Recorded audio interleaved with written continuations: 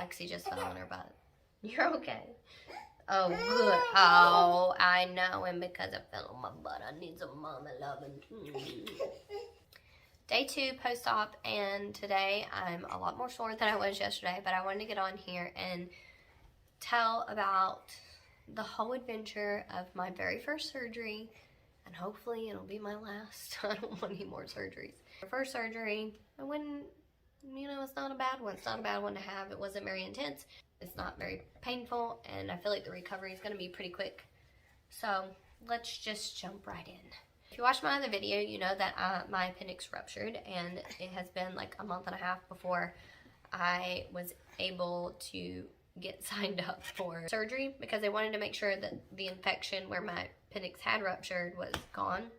So once they made sure that was cleared up, then they were ready for me to get my appendix out.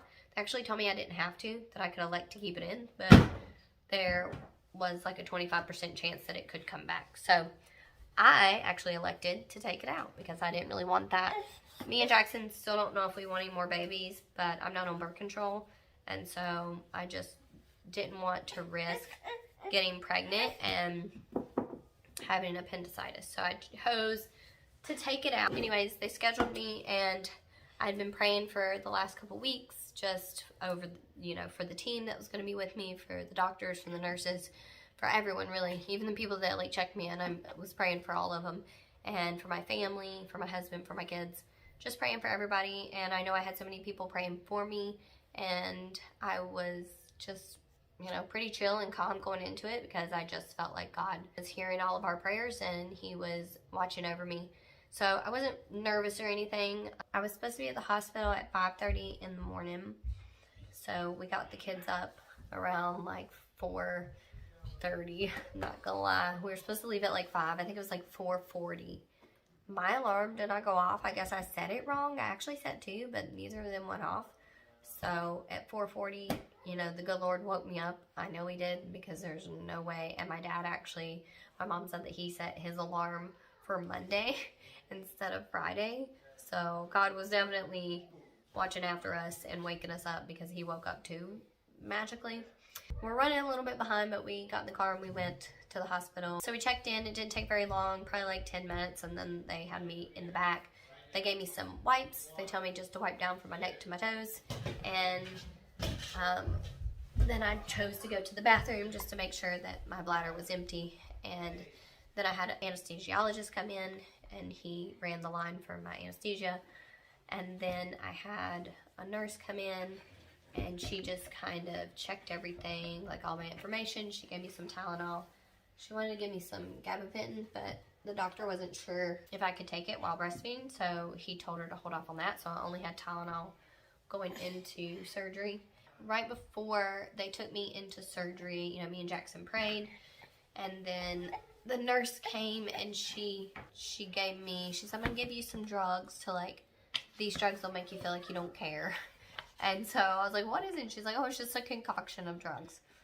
And so she gave me the drugs, and then she came back to wheel me to the operating room. And, I thought, like, oh, the anesthesiologist said, like, oh, I'll see you in the operating room. And the nurse that took me, after she gave me those drugs, we made one turn down the hallway, and then an immediate right, or our other turn. I saw another nurse come in with an empty stretcher, and I closed my eyes, and that was all I remember. So I definitely wasn't awake for them even like putting me on the table and lathering me up and all that. I woke up with what looked like a spray tan across my stomach, and my abs were super sore. I woke up in post-op, and I felt like I could definitely go back to sleep, but I just kept shaking my head like I was trying to wake up. So I was like, nope. Like, it kept wanting to put me back to sleep. I was like, nope, we're getting up, because I knew Jackson was waiting on me. I knew, like, the kids and everything, and I wanted to get home. Yeah, I decided to, like, shake myself awake, and I finally woke up enough, and I was looking around, and they were like, okay, you're doing pretty good. And they came and asked me if I needed pain medicine. I said, no, my pain's fine. So they didn't give me any more medicine, and then they took me from post-op phase 1, pack 1, I think is what they call it, to pack 2. whatever that means. But basically, it's from where whoever's with you can't come back, and then all of a sudden they can come back. So phase 2 is where the person that's with you can come back. Jackson came back there. I was still a little out of it, but I talked to him. He said that he talked to the surgeon, and the surgeon basically said that my appendix had withered away. And it was still there, it was still attached, but it was basically dying. But whatever was left, it was still attached to my colon, so he cut it off and seared it off and pulled it out.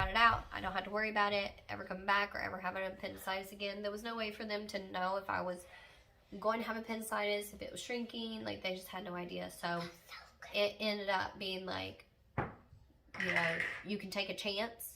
Didn't want to risk getting pregnant and then having appendicitis. So it was worth the surgery for us to just get it out. Show you guys my surgical sites just so you can see.